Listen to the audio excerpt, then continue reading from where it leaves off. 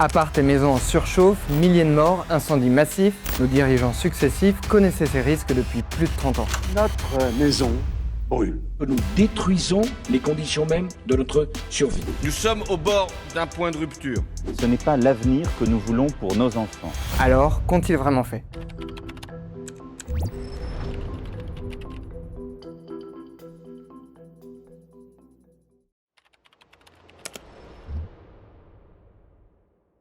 Le réchauffement climatique est encore réversible. Lourde serait la responsabilité de ceux qui refuseraient de le combattre. Nous ne pourrons pas dire que nous ne savions pas. Nous voici en août 2003. Pendant 2 semaines, l'Europe et la France suffoquent. Dans cet hôpital, pas de climatisation. Et dans les chambres, les températures dépassent les 35 degrés l'après-midi et les 30 degrés la nuit. Comme un avant-goût de 2026, on dépasse les 35 degrés pendant plusieurs jours dans de nombreuses communes. À l'époque, la France n'a jamais enregistré de vagues de chaleur avec des températures aussi élevées et qui se maintiennent pendant autant de temps. Résultat, cette canicule tue environ 15 000 personnes en France. La canicule fait un énorme choc parce qu'on se rend compte qu'on n'est pas du tout préparé à cet épisode. À l'époque, Jacques Chirac est aux manettes depuis 1995. Dans les premières années de sa présidence, ces enjeux sont loin d'être une priorité consensuelle à la tête de l'État. Pourtant, plusieurs alertes sont déjà là. À la suite de nombreux autres travaux, sort ce rapport international. Bon ok, la couverture elle est assez rétro, mais il décrit dès 1995 un risque d'augmentation de l'intensité et de la durée des vagues de chaleur. Le constat était déjà très clair sur ce qui était observé et ce qui était projeté. Vous avez bien entendu. Déjà il y a plus de 30 ans, il est écrit noir sur blanc que cela pourrait entraîner un accroissement des affections, c'est-à-dire des problèmes de santé, mais aussi de la mortalité. D'autres risques locaux sont mentionnés comme l'aggravation de sécheresse ou d'incendie. Mais ce deuxième rapport du GIEC apporte aussi une bonne nouvelle. Ces dommages extrêmes n'auraient rien d'une fatalité. Selon lui, on pourrait faire 2 choses. Prendre des mesures d'adaptation et en complément diminuer drastiquement les rejets de gaz à effet de serre comme le CO2 ou le méthane par les humains. Car ce rapport indique déjà que la multiplication de ces gaz devrait entraîner un réchauffement planétaire. Quand on regarde le réchauffement moyen de la planète qu'on peut envisager, eh bien, on en était déjà aux conclusions auxquelles on arrive aujourd'hui. Limiter le réchauffement, ça va être la condition clé pour éviter des risques très difficiles à gérer. Sur cette deuxième partie de la solution, on va pouvoir comparer les bilans des différentes présidences à l'aide de ce graphique qui montre l'évolution des gaz à effet de serre pour la France, vous allez voir. En septembre 1996, Greenpeace, les Amis de la Terre et plusieurs autres associations françaises s'unissent au sein du réseau Action Climat pour pousser le gouvernement à l'action sur ces sujets. Les gens ne comprenaient pas l'effet de serre. Ils confondaient complètement avec la couche d'ozone. C'était assez drôle. Je l'ai éprouvé moi-même en arrivant au cabinet de Lionel Jospin. Il y a encore beaucoup de climato-sceptiques dans le gouvernement et autour. Il faut juste penser à Claude Allègre, par exemple, qui fait une grande campagne pour expliquer que c'est pas ça, que c'est le rayonnement solaire, c'est normal. 1997, premier déclic. Une délégation française se rend aux négociations internationales qui aboutissent sur le protocole de Kyoto. 38 pays industrialisés, dont les États-Unis, le Canada, le Royaume-Uni, la Russie et la France, s'engagent pour la première fois à collectivement réduire leurs émissions de gaz à effet de serre. Nous avons établi notre prospérité sur une énergie abondante. Aujourd'hui, nous devons prendre conscience que toute ressource naturelle a un coût. Et puis arrive la canicule de 2003. Elle frappe évidemment les personnes âgées et isolées et les quartiers défavorisés. Il y a énormément de personnes qui meurent dans une impréparation totale. Je regarde les chiffres, c'est plus de 171% au Val-de-Marne, Seine-Saint-Denis plus 160%. Selon Météo France, cette canicule a été rendue 200 fois plus probable à cause du réchauffement climatique. Sous les critiques, le ministère de la Santé établit par la suite un plan canicule. Il prévoit désormais un système d'alerte basé sur les données de Météo France avec 4 niveaux de vigilance. Du vert, pas de risque, jusqu'au rouge, canicule exceptionnelle. Et au passage, le rouge c'est une couleur qu'on a retrouvée dans presque toute la France en juin dernier. À sa création, l'idée est de faciliter les déclenchements de mesures de prévention et la mobilisation des secours. En fait, un des héritages de cette période, c'est d'avoir rafraîchi des espaces dans les maisons de retraite, les EHPAD, mais il y a eu en fait un ensemble de retard, de difficultés à vraiment se préparer à l'aggravation des vagues de chaleur. On aurait dû à ce moment-là avoir de véritables plans d'adaptation. Ce qu'on a eu, c'est plutôt la gestion de l'urgence des vagues de chaleur, et je crois qu'on n'a pas pris la mesure à ce moment-là de ce qui nous attendait. C'est finalement en 2006 que sort la première stratégie nationale d'adaptation au changement climatique. Je vous cache pas que là aussi la lecture 20 ans plus tard est assez édifiante. Le document mentionne déjà qu'il est urgent de mener des actions dans le domaine du bâtiment pour protéger les populations de la chaleur et éviter des catastrophes sanitaires comme celle de 2003. Mais aussi qu'il faudrait identifier les structures essentielles présentant une vulnérabilité et dont le dysfonctionnement pourrait provoquer une forte désorganisation, comme les infrastructures électriques ou les chemins de fer. Et outre des risques d'incendie, de sécheresse, la stratégie aborde également déjà la question de la climatisation. On y lit que les clim alors disponibles utilisent des gaz HFC, pire que le CO2 pour le climat, et consomment beaucoup d'énergie, et on craint que leur multiplication ne cause des blackouts. Le document justifie donc d'y recourir exceptionnellement lorsque les autres techniques ne permettent pas d'obtenir des températures supportables. Pour les immeubles de bureaux, la stratégie met déjà en garde contre la multiplication des surfaces vitrées exposées au soleil, qui peuvent entraîner des surchauffes en été. Revenons maintenant aux gaz à effet de serre. De ce côté-là, un premier plan climat est présenté, suivi en 2005 de la loi POP. C'est la première fois qu'on intègre dans la loi un objectif de diminution des rejets de gaz à effet de serre de 3% par an en moyenne pour atteindre une division par 4 d'ici 2050. On appelle ça le facteur 4 et c'est censé être aligné avec les recommandations du GIEC de l'époque. Ces baisses, elles doivent notamment passer par une sensibilisation aux économies d'énergie, le développement des réacteurs nucléaires de nouvelle génération et le développement des énergies renouvelables. À la fin de la présidence Jacques Chirac, quand on regarde l'évolution des émissions, celles-ci ont commencé à baisser, mais moins que les objectifs fixés. Il n'y a pas rien eu de fait. Il y a eu une diminution assez claire parce qu'il y a eu toute une série de mesures faciles au départ. Il n'y avait pas trop d'actions structurelles. Il n'y a jamais eu grand-chose sur l'origine du problème. Il y avait quand même à l'époque l'idée que les impacts du changement climatique, c'était pour demain. C'était pour dans longtemps. Autre obstacle, selon ces chercheurs, pendant une grande partie de cette période, de grandes compagnies pétrolières comme Total ont d'abord développé un lobbying contre les premières tentatives de politique de réduction des gaz à effet de serre, avant d'invoquer ensuite l'incertitude ou de minimiser l'urgence climatique. Et ça alors même que des documents montrent que plusieurs de ces compagnies étaient averties depuis au moins les années 1970-1980 des effets néfastes du réchauffement climatique. En 2007, un nouveau président arrive à l'Élysée. Pour sa première réunion à l'Élysée après son élection, Nicolas Sarkozy invite des scientifiques et des associations écologistes. J'y étais invité donc à l'Élysée. Il revenait de son week-end sur le yacht en Méditerranée. C'est le Grenelle de l'environnement qui est lancé. Pour l'instant, l'étape est tout à fait historique, incontestablement. Le président annonce alors le Grenelle de l'environnement, un processus inédit qui doit rassembler des représentants de l'État, des ONG environnementales, mais aussi des collectivités locales, des syndicats de travailleurs et des représentants d'entreprises ou d'agriculteurs. Parmi les priorités, les questions de santé et de pollution, la biodiversité, mais aussi le réchauffement climatique. C'est la première fois qu'on a un mode de discussion de toutes les parties prenantes sur tous les sujets, puisque ça va de l'agriculture à l'énergie, au transport, etc. Pour comprendre cette annonce, il faut revenir un an en arrière, en pleine campagne présidentielle. Courant 2006, la fondation Nicolas Hulot, qui s'appuie sur des experts comme Jean-Marc Jancovici par exemple, lance le pacte écologique pour que les candidats à la présidentielle s'engagent sur ces enjeux. Cette initiative, elle est soutenue par 730 000 signatures. En janvier 2007, 10 candidats et candidates à la présidentielle viennent signer le pacte, dont un certain Nicolas Sarkozy. Il ne suffit pas que vous disiez pour convaincre, c'est un dialogue. Vous avez vos préoccupations et votre expérience, j'ai la mienne. J'ai le devoir de parler aussi à des millions de Français. Une fois élu, Nicolas Sarkozy lance donc le Grenelle de l'environnement. L'initiative est alors portée par les membres du gouvernement Jean-Louis Borloo et Nathalie Kosciusko-Morizet. J'étais en charge du volet climat avec mobilité, bâtiment, urbanisme et énergie. C'était passionnant et je pense que ça a été une très belle initiative. Pendant des mois, les participants débattent et dessinent de nombreuses propositions. La remise de ce rapport à Monsieur le ministre d'État, donc, mais sous forme de clé USB. Ben, c'est formidable, je vais pouvoir le mettre comme ça. Voilà l'avenir de la planète autour du cou.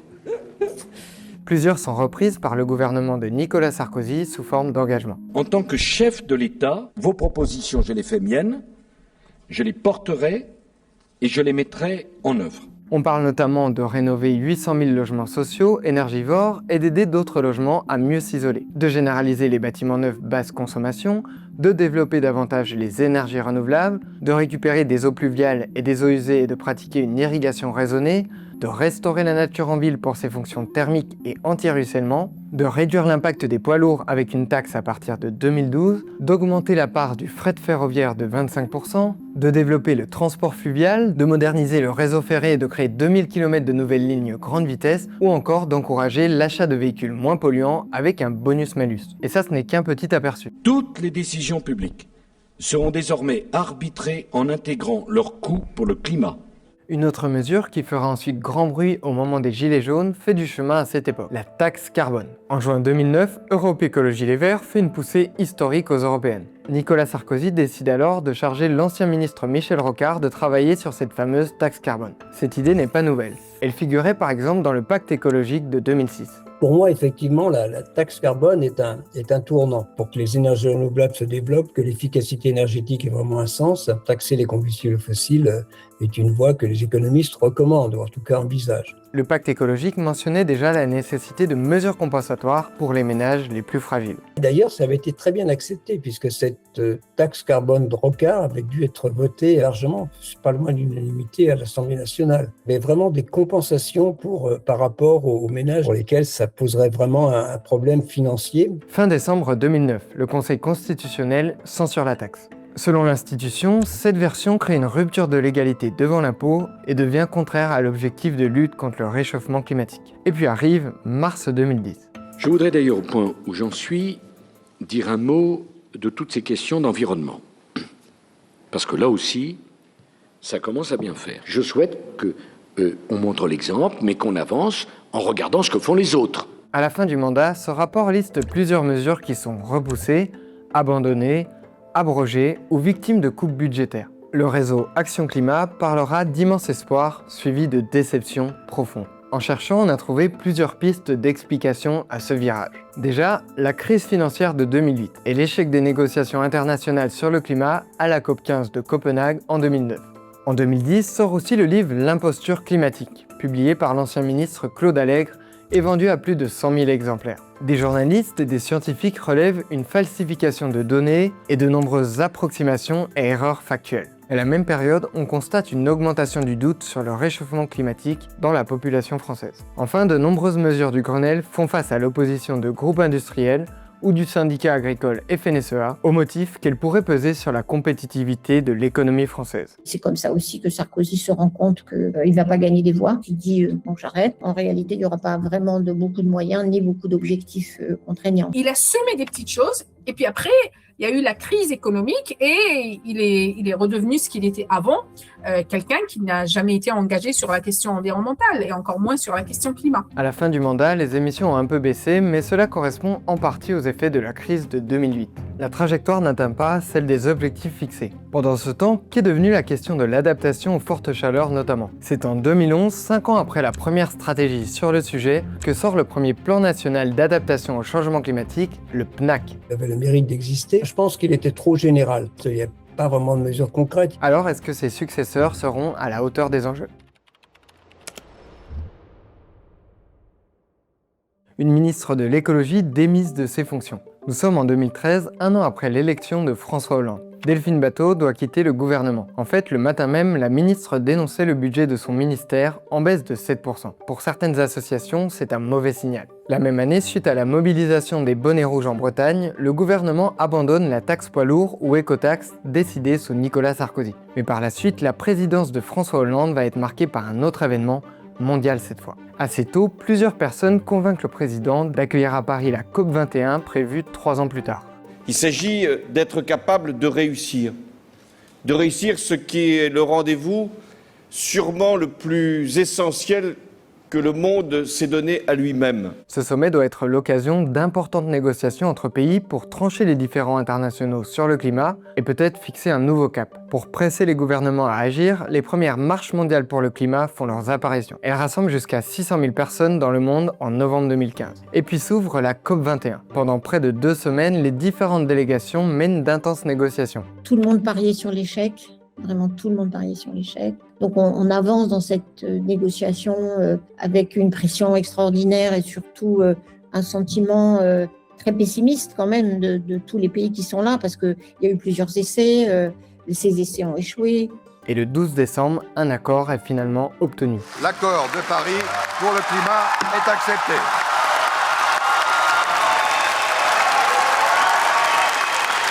C'est un moment historique que je pense que je revivrai toute ma vie parce que il est d'une intensité incroyable. Vous avez été capable de dépasser vos intérêts légitimes pour trouver un accord, et pas n'importe quel accord. Les pays signataires conviennent de contenir le réchauffement mondial nettement en dessous de 2 degrés par rapport au niveau pré-industriel, tout en poursuivant l'action pour le limiter à 1,5 degré. Ça a conduit en fait à renforcer les cadres de politique publique européenne et français. C'est pas simplement comme au moment du protocole de Kyoto de réduire un peu les émissions de gaz à effet de serre, mais de construire les conditions de ne plus contribuer au réchauffement en allant vers la neutralité carbone. En fait, la neutralité carbone, c'est l'idée qu'on doit réduire nos émissions jusqu'à ce que les émissions restantes puissent être compensées par des puits de carbone, c'est-à-dire par exemple ce que les forêts ou les sols sont capables d'absorber.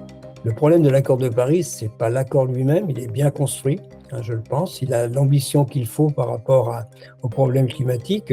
Le problème, c'est qu'il y a un fossé entre les objectifs affichés et la réalité. Si elle veut réussir, la lutte contre le réchauffement climatique doit être menée dans de nombreux pays, notamment ceux qui émettent le plus de gaz à effet de serre comme la Chine, les États-Unis ou l'Inde.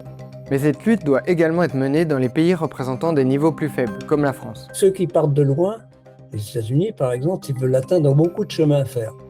Ceux qui ont déjà fait une partie du chemin comme la France ont moins de chemin à faire. Donc ça, c'est déjà un point important. Et la seule façon d'entraîner aussi au niveau planétaire, et c'est ce que nous reprochent d'ailleurs les pays en voie de développement, c'est effectivement de faire sa part. Entre autres raisons parce que mis bout à bout, les pays représentant 1 à 2% des émissions représentent tous ensemble 37% en 2020, soit plus que n'importe quel autre pays. En France, toujours en 2015, est adoptée la loi sur la transition énergétique pour la croissance verte, portée par la ministre Ségolène Royal. Une des nouveautés pour atteindre les objectifs, c'est la mise en place d'outils de planification dans le temps. L'une des composantes principales s'appelle la stratégie nationale bas carbone. Pour les gaz à effet de serre, un nouvel objectif intermédiaire de moins 40% en 2030 fait son apparition. Et la stratégie fixe des budgets carbone, c'est-à-dire des paliers moyens d'émissions respectés pour des périodes de 3 puis 5 ans. Pour ne citer que quelques autres mesures de la loi, il y a par exemple là encore la rénovation des bâtiments, l'installation de 7 millions de points de recharge pour les voitures électriques, la promotion de l'économie circulaire et le recyclage, ou encore l'instauration d'un chèque énergie pour aider les ménages modestes à payer leurs factures. La France elle-même veut être exemplaire. Nous devons stimuler encore davantage les énergies renouvelables. Depuis le début des années 1990, le débat politique et médiatique est marqué par des oppositions entre nucléaire et renouvelable.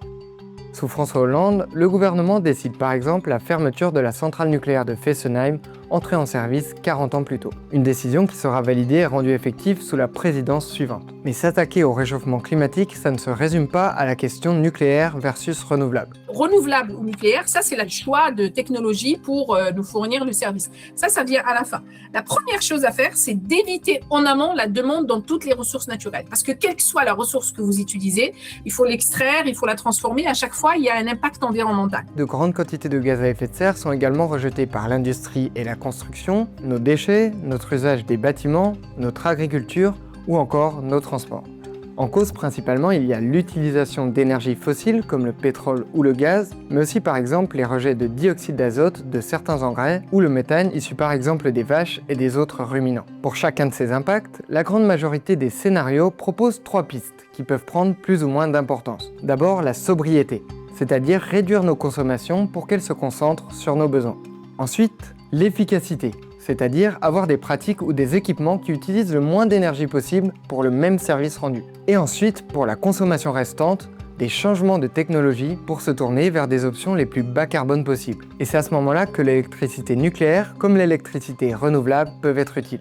Alors, qu'est-ce que ça donne en 2017, à la fin du mandat de François Hollande? Les émissions ont baissé en 2014 avant de repartir à la hausse. C'est de constater que le premier budget carbone n'avait pas été tenu, le deuxième du coup a été un peu revu à la baisse. Ce quinquennat est aussi marqué par une lutte contre le projet d'aéroport de Notre-Dame-des-Landes, près de Nantes. Projet d'aéroport qui est alors soutenu par le gouvernement au nom du développement local. Ah oui, j'allais oublier une autre nouveauté. Vous savez, la taxe carbone dont on a parlé tout à l'heure et qui vise à accélérer la transition, eh bien une nouvelle version a été décidée en 2013. Pour le diesel, son montant atteint par exemple 2,37 centimes par litre en 2015. Et ce montant est censé augmenter progressivement, on va y revenir. printemps 2017. Une partie des Français ont le sentiment qu'un tournant est possible. Emmanuel Macron, ancien ministre de l'économie sous François Hollande, vient d'être élu. Si vous lisez son livre écrit avant les présidentielles révolutions, il parle vraiment du réchauffement climatique et on a le sentiment qu'il va agir. Sur le climat, il n'y a pas de plan B, car il n'y a pas de planète B. Make our planet great again. Cette phrase choc, vous vous en souvenez peut-être. Emmanuel Macron répond au nouveau président des États-Unis, Donald Trump, qui annonçait quelques jours plus tôt le retrait de son pays de l'accord de Paris. Et dès le début du quinquennat, certains signaux sont envoyés, comme l'abandon de l'aéroport de Notre-Dame-des-Landes ou l'arrêt du projet de mine d'or industrielle en Guyane. Mais c'est surtout un choix en particulier qui surprend sur la scène politique. Nicolas Hulot devient alors ministre de la Transition écologique. Quelques mois plus tard, le nouveau ministre présente un plan climat. Le but, respecter les nouveaux objectifs de l'accord de Paris et les nouvelles recommandations scientifiques. Et pour ça, fixer désormais comme objectif en 2050 la neutralité carbone. En 2050, les émissions restantes doivent donc être égales au puits de carbone représenté par cette barre verte. Sur le papier, c'est une trajectoire ambitieuse, et ça demande des transformations à grande échelle. Surtout que les scientifiques découvriront plus tard que les forêts françaises captent environ 20% de carbone en moins qu'avant. À l'été 2018, coup de tonnerre. Je ne veux plus me mentir. Je ne veux pas donner l'illusion que ma présence au gouvernement signifie qu'on est à la hauteur sur ces enjeux-là. Et donc, je prends la décision de quitter le gouvernement. Aujourd'hui. Vous êtes sérieux, là ? Oui, je suis sérieux. Il faut par ailleurs mentionner qu'en 2021, Nicolas Hulot est accusé de viol ou d'agression sexuelle par 6 femmes, dont une porte plainte. Cela s'ajoute à une plainte déposée en 2008 et restée pendant longtemps inconnue du grand public. Les faits dénoncés étant prescrits, les 2 plaintes sont classées sans suite. Nicolas Hulot conteste ces accusations et quitte alors définitivement la vie publique. Nous voici au samedi 17 novembre 2018. Partout en France, des ronds-points sont occupés. Un mouvement inédit commence, les Gilets jaunes. L'une des étincelles, c'est la décision du gouvernement d'augmenter la taxe carbone dont je vous ai parlé tout à l'heure. En fait, Nicolas Hulot considérait que son montant était insuffisant pour être véritablement efficace. Cette augmentation, elle contribue concrètement à une hausse des prix du carburant. Ça a un impact réel pour ceux qui sont par exemple au SMIC ou juste au-dessus du SMIC et qui ont besoin de leur voiture pour se déplacer, pour aller travailler, etc. Et donc il y a un rejet. Ajoutons à ça un sentiment d'abandon, une défiance à l'égard des responsables politiques ou encore une demande de justice sociale. Bon, il se trouve que c'est la panique au gouvernement devant le mouvement. Ils ont vraiment peur. Face à l'ampleur du mouvement, le gouvernement annonce renoncer à l'augmentation de la taxe carbone pour l'année suivante et la retire du projet de loi de finances 2019. C'est vrai qu'à partir du mouvement des Gilets jaunes, il y a eu cette idée, au fond, l'écologie, c'est impossible à vendre. Probablement, il y a une responsabilité en partie du mouvement écologiste qui n'a pas du tout intégré la justice sociale comme le point de départ. Je crois, et c'est pareil pour l'adaptation, il faut vraiment prendre en compte les personnes les plus modestes et généralement c'est beaucoup plus difficile pour elles de s'adapter au réchauffement climatique par exemple. Alors que les manifestations des Gilets jaunes secouent la France, en 2018, le GIEC publie un rapport spécial sur les conséquences d'un réchauffement à 1,5 degré. Cette publication contribue à déclencher d'autres mobilisations mondiales cette fois-ci. Grève scolaire pour le climat et manifestations d'ampleur dans de nombreux pays, action de blocage. Le 13 octobre 2018, 130 000 personnes défilent en France. Cette manifestation est soutenue notamment par 19 youtubeurs avec une vidéo nommée « Il est encore temps » qui compte plus de 7 millions de vues. À travers l'affaire du siècle, plusieurs ONG attaquent l'État français en justice pour inaction climatique. On va attaquer tout simplement l'État français en justice. Pour inaction face au dérèglement climatique. Et elles demandent des actions à la hauteur des engagements. Une pétition de soutien devient la pétition la plus signée de l'histoire de France avec 2,3 millions de signatures. Sans compter qu'entre 2018 et 2019, de nouvelles vagues de chaleur exceptionnelles contribuent temporairement à la prise de conscience. Des méga-feux affectent aussi des régions comme l'Amazonie ou l'Australie. Nous devons répondre à l'appel de la forêt qui brûle, aujourd'hui en Amazonie. En octobre 2019, c'est la création d'une convention citoyenne pour le climat. 150 citoyens et citoyennes tirés au sort chargés de répondre à une question: comment, dans un esprit de justice sociale, réduire les émissions de gaz à effet de serre de la France de 40% d'ici 2030. À la tête de cette convention citoyenne, on retrouve notamment Laurence Toubiana. J'avais un espoir et une crainte. Un espoir parce que j'étais persuadée que ce mouvement des Gilets jaunes n'était pas nécessairement un mouvement anti-environnement.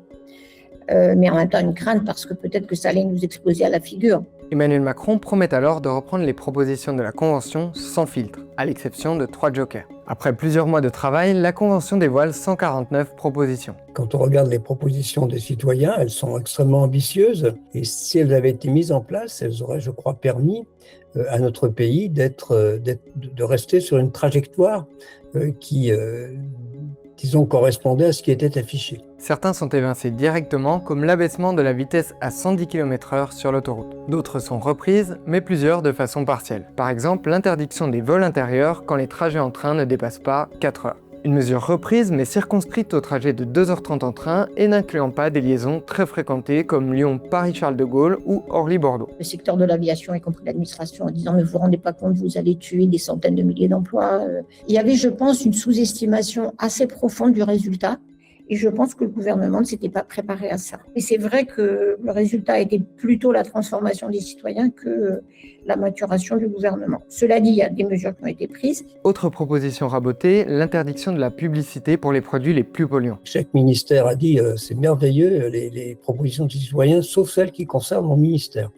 Donc c'est à peu près ça tout le long. Et donc il ne reste pas beaucoup, peut-être 20% des mesures qui ont été mises en œuvre. La Convention citoyenne inspire par ailleurs une nouvelle loi d'envergure, la loi Climat et Résilience portée par la ministre Barbara Pompili. Elle est adoptée et promulguée à l'été 2021. Ce timing coïncide avec la décision judiciaire dans l'affaire du siècle. L'État est alors condamné pour carence fautive dans sa lutte contre le changement climatique, du jamais vu. La loi Climat et Résilience, elle fixe notamment un objectif majeur. Le zéro artificialisation nette des sols d'ici 2050. À chaque fois qu'on bétonne un espace naturel, on réduit sa capacité à absorber l'eau et à rafraîchir l'air environnant. Ça peut aussi réduire des puits de carbone comme les forêts ou les prairies. Le but ici est justement de trouver un équilibre entre surface artificialisée et sa compensation. Mais en 2024, le ministère publie une liste de 167 projets labellisés d'envergure nationale ou européenne, comme l'autoroute A69 par exemple, qui sont exemptés du dispositif. En 2026, un rapport de la Fondation pour la Nature et l'Homme révèle que des dizaines de milliers d'hectares ont été ignorés dans le calcul de départ de l'objectif zéro artificialisation nette, ce qui pourrait conduire à bétonner 187 000 hectares entre 2021 et 2031 sur la surface du département de l'Essonne. Jacques Chirac, il était pionnier dans la rhétorique. Je pense qu'il a fallu attendre Emmanuel Macron pour qu'on devienne à nouveau leader sur les mots, parce que « Make our planet great again », en réponse au retrait des États-Unis, de la décision de Trump de retirer les États-Unis de l'accord de Paris, c'était génial comme phrase. Mais après, derrière, il ne se passe pas grand-chose. En 2018, Emmanuel Macron a créé le Haut Conseil pour le climat pour évaluer l'action de l'État sur ce sujet. Sur le projet de loi Climat et Résilience, le Haut Conseil note dès 2021 que les mesures ambitieuses sur le papier ne permettraient pas à la France de rattraper le retard dans la transition bas carbone et que le texte dans sa globalité n'offre pas suffisamment de vision stratégique de la décarbonation des différents secteurs. Pendant la campagne présidentielle, le président candidat promet que son second quinquennat sera écologique ou ne sera pas. Juste après sa réélection, il crée un secrétariat général à la planification écologique. Si vous regardez la planification écologique, elle était très bien construite. C'est ce qu'il faut faire. Il faut avoir ses objectifs affichés à quelques années et s'y tenir. Lors de ses vœux pour le nouvel an 2023, le président prononce une phrase restée dans les esprits. Qui aurait pu prédire la vague d'inflation ainsi déclenchée ou la crise climatique aux effets spectaculaires encore cet été dans notre pays? En 2023, il change de posture en appelant à une pause réglementaire européenne sur les normes environnementales, pour ne pas entraver la capacité à innover. Mais les effets du réchauffement climatique se font de plus en plus présents. Incendies historiques à l'été 2022, sécheresse ou encore vagues de chaleur de plus en plus redondantes et intenses. Le gouvernement répond avec un nouveau plan, le 3e plan national d'adaptation au changement climatique, le PNAC 3. Il est présenté en mars 2025 après de nombreux reports. Le gouvernement prend des engagements pour renforcer le confort d'été ou encore le développement de systèmes de rafraîchissement moins polluants. Une cinquantaine de mesures sont annoncées. Le Haut Conseil pour le climat salue cette annonce mais liste plusieurs insuffisances. Les logements neufs, ils sont conçus en utilisant la référence de la canicule de 2003. En fait, il y a toujours cette inertie, on va regarder vers l'événement record du passé sans se préparer aux événements records à venir dans un climat qui continue à se réchauffer. C'est bien d'avoir des plans d'adaptation, mais encore faut-il d'abord les financer parce que ça demande certains investissements et puis en faire un suivi. C'est ça qu'on ne fait pas en France, c'est-à-dire qu'il y a des plans et puis après on oublie que l'adaptation elle est très souvent locale. C'est pas le même problème si vous êtes gérant d'une station de ski ou si vous êtes au Sable d'Olonne ou si vous avez des risques d'inondation sur votre territoire. Beaucoup de collectivités se sont investies, mais souvent n'ont pas les moyens de prendre les mesures. L'outil majeur de ce PNAC, c'est le Fonds vert, censé soutenir les collectivités territoriales dans leur transition écologique et dans l'adaptation. Mais après des coupes budgétaires, les dernières liées à la guerre au Moyen-Orient, le Fonds vert passe de 2,5 milliards d'euros en 2024 à 1,15 milliard en 2025 et finalement à 837 millions d'euros prévus dans le projet de loi de finances 2026. Plus largement, dès 2023, les économistes Jean Pisani-Ferry et Selma Mahfouz estimaient que la France devrait investir 25 à 34 milliards de dépenses publiques supplémentaires dans l'action pour le climat chaque année à l'horizon 2030. L'écart est donc de taille. Le rapport propose que ce financement repose sur de l'endettement public et la taxation des plus hauts patrimoines. Nous vivons, il faut avoir l'humilité de le regarder, une période totalement inédite. Nous nous sommes adaptés au réchauffement climatique. Mais on ne s'adapte pas à un pic qui n'a pas d'équivalent aujourd'hui en Europe et qui n'a jamais eu d'équivalent dans notre histoire, c'est-à-dire un pic caniculaire qui dure aussi longtemps et qui est à 15 degrés au-dessus des normales saisonnières. Si on regarde l'évolution des gaz à effet de serre, ils ont globalement baissé, notamment pendant le Covid. On avait souligné en fait dans les rapports du Haut Conseil pour le climat qu'on avait atteint un rythme de baisse d'émissions de gaz à effet de serre dans les années 2022-2023, qui était vraiment celui à tenir dans la durée pour construire une décarbonation. Le Haut Conseil pour le climat a néanmoins souligné à plusieurs reprises qu'une partie de la baisse était conjoncturelle. Crise sanitaire, confinement, ralentissement économique, guerre en Ukraine, choc d'inflation, à nouveau crise énergétique actuellement. Ce qui rend en fait difficile d'arriver à discerner le rôle en fait des changements structurels dans le rythme de baisse d'émissions de gaz à effet de serre.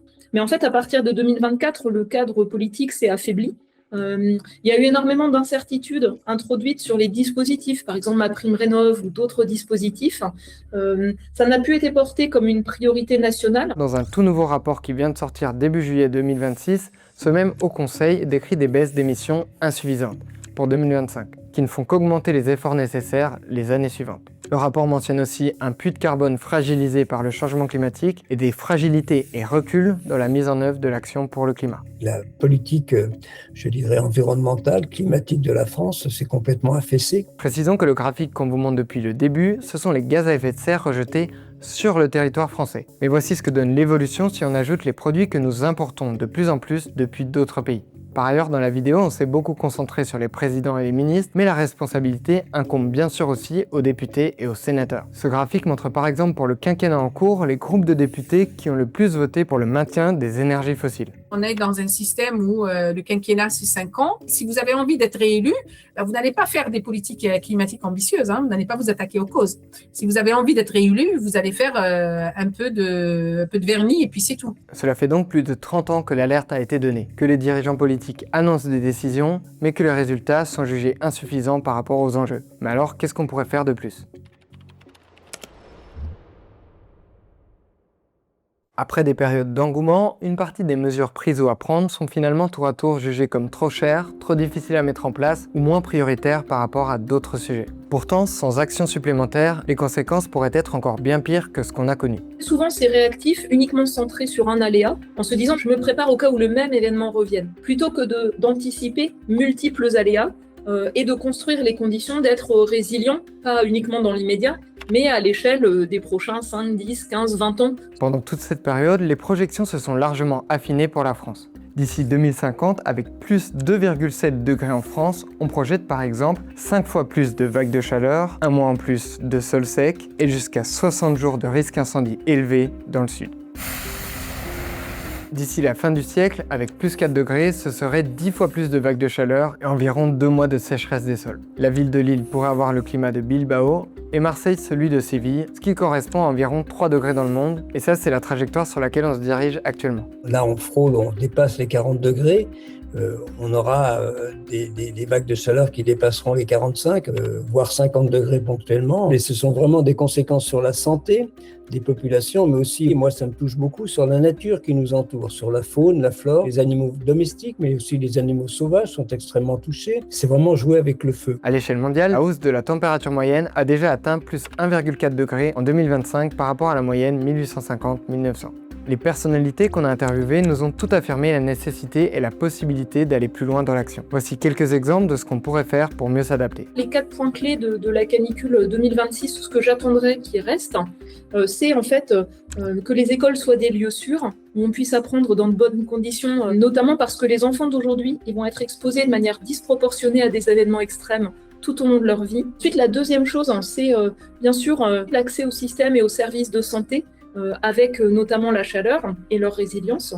La troisième chose, et que ce soit pour les écoles, les logements, c'est en fait améliorer les normes de confort thermique, y compris avec des critères objectifs de température, par exemple. Et puis, c'est la même chose pour la santé au travail, et avec l'exposition à la chaleur, pour des métiers physiques en extérieur, mais aussi pour des gens qui ont une activité en atmosphère chaude, pour mettre en place des réponses adaptées dans chaque contexte, chaque secteur d'activité. Du côté de la réduction des gaz à effet de serre, là aussi, de nombreuses pistes d'action existent. Il n'y a pas beaucoup de solutions miracles, mais il y a diminuer l'usage de la voiture parce que ça réchauffe, en tout cas les voitures à essence, effectivement végétaliser tout, débétonner tout ce qu'on peut, surtout arrêter de mettre des routes en plus. Il faudrait se remettre sur une trajectoire qui nous permette d'atteindre les objectifs que nous affichons dans la loi. Et a priori, atteindre neutralité carbone, c'est plutôt une meilleure qualité de vie, dans la mesure où les combustibles fossiles nous apportent de l'énergie, mais ils nous apportent aussi pas mal de pollution. Donc, il n'y a vraiment pas de raison de le refuser, ce monde. Il y a une mesure simple, facile à comprendre par tout le monde, qui imposerait de changer l'organisation de notre monde, de notre économie. C'est de supprimer toutes les subventions qui vont à l'économie fossile. Dans le cas de la France, ça a été estimé, ces subventions, à 64 milliards de dollars par le FMI. Et à ce moment-là, il faut qu'on crée avec ça l'économie du 21e siècle qui va être défossilisée. Sur le climat, on peut ajouter qu'on peut chacun et chacune participer à ces transformations. En adaptant notre logement, en réduisant notre usage de l'avion, notre impact de voiture thermique, notre consommation de viande, nos besoins en chauffage au fioul et au gaz, ou encore en agissant collectivement. Tout ça, bien sûr, en fonction des moyens et des possibilités de chacun et chacune. Les entreprises les plus polluantes ont également des marges de manœuvre plus importantes. Les élus nationaux, eux, disposent d'outils législatifs, incitatifs et fiscaux qui permettent des actions à plus grande échelle. Je ne vois pas comment on peut entraîner un pays si nos leaders politiques ne sont pas à la hauteur, n'ont pas cette ambition en termes d'adaptation, certes, mais surtout aussi de lutte contre le réchauffement climatique. Je suis toujours extrêmement gênée de réduire la réflexion sur l'adaptation à la question de la climatisation. C'est important de la mettre en œuvre, mais en fait, ça ne résoudra pas les problèmes de sécheresse des sols ou de conditions propices aux incendies ou l'état des écosystèmes terrestres et marins. Et c'est pour ça qu'en fait, c'est important de comprendre que la décarbonation, c'est quelque chose qui est essentiel pour éviter un changement climatique de plus en plus dangereux.